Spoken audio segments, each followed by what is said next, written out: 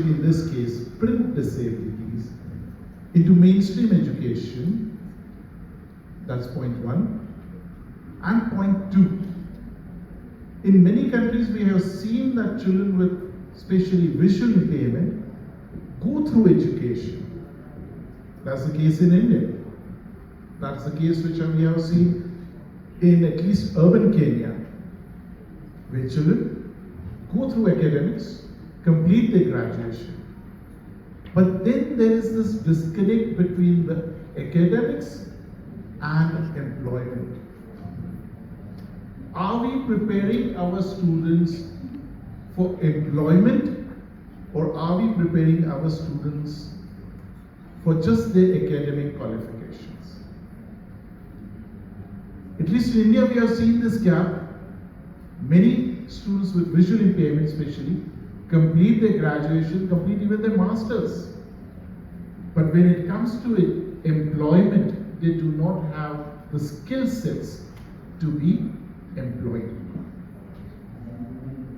For a second, if you can deliberate on what type of jobs can a person with blindness do, especially in a developing countries.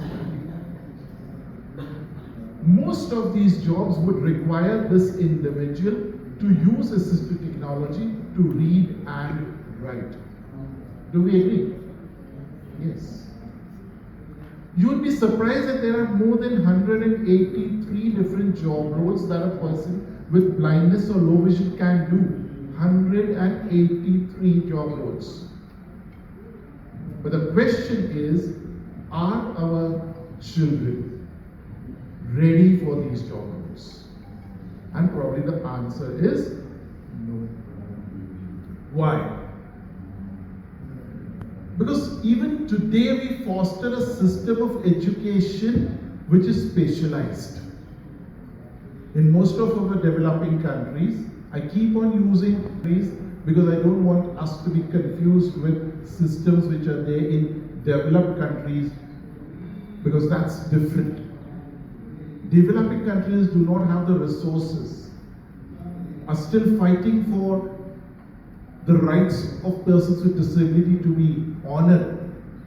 So in this situation, we need to understand that we cannot create a separate world for the blind or the visually impaired and then think that it is going to be sustainable. It's not. A simple example, and please don't take this personally, anybody sitting here, your views could be different than mine, but these are views that we have come to believe through our experience.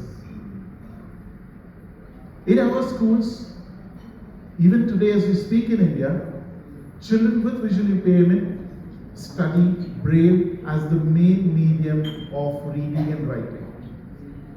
Nothing against Braille. It's a wonderful medium.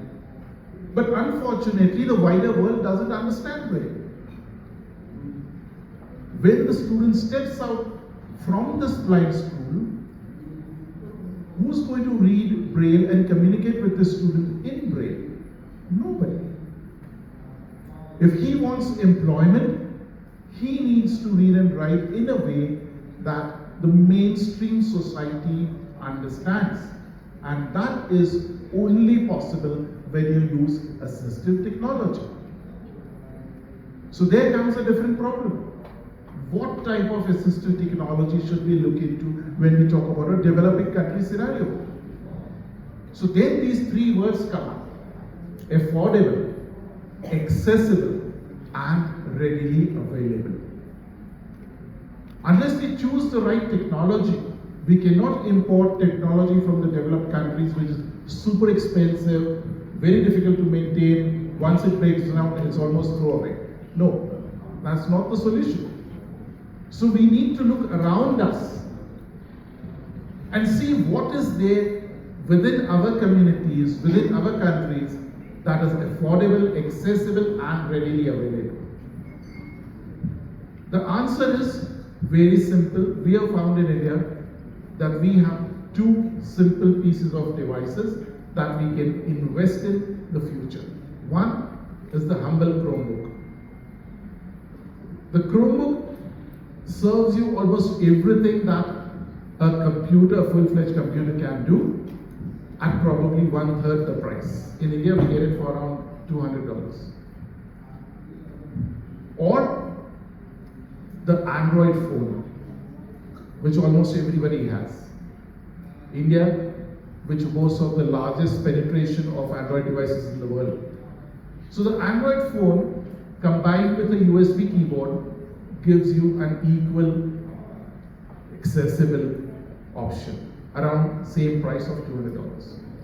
So that's one part of the equation. You got the device, but now you need content on that device. What would you read? Because unless, as Sheila said, we do have content which is accessible, then it should be available to everyone. So then we have these resources like Bookshare, the world's largest online library, which provides access to 1.3 million books. And it's completely free for any individual with a bona fide print disability in any developing country across the globe.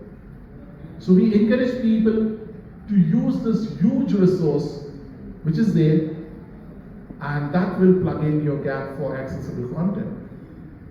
Countries like Kenya with their accessible curriculum, that can be uploaded on Bookshare.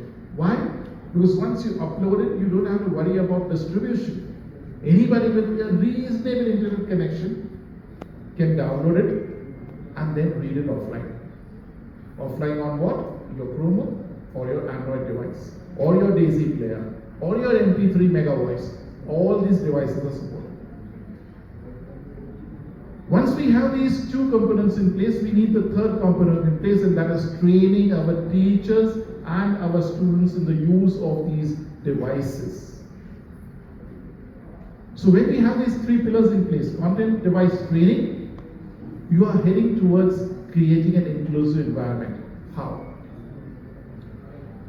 In a classroom, I'm talking about a mainstream classroom, where 50, 60 students are studying.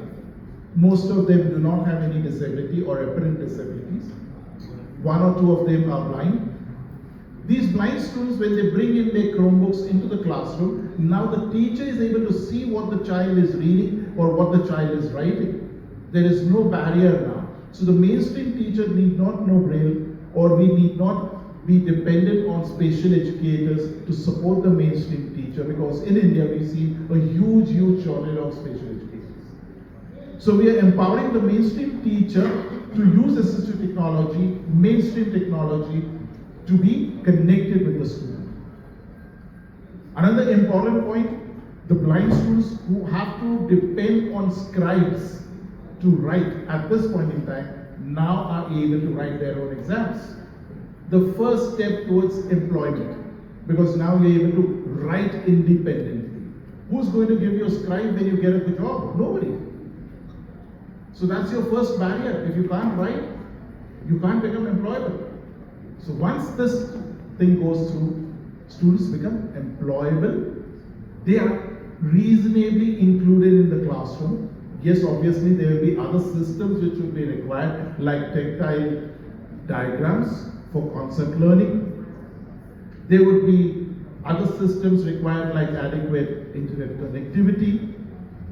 People like Valerie need to be there in the system for training these students and helping the teachers to gain independence in use of their devices.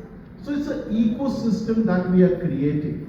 And once you create this ecosystem, believe me, it's extremely affordable compared to the current expenses that we incur running special schools. I'll pause here and pass it on back to Georgia. Thank you.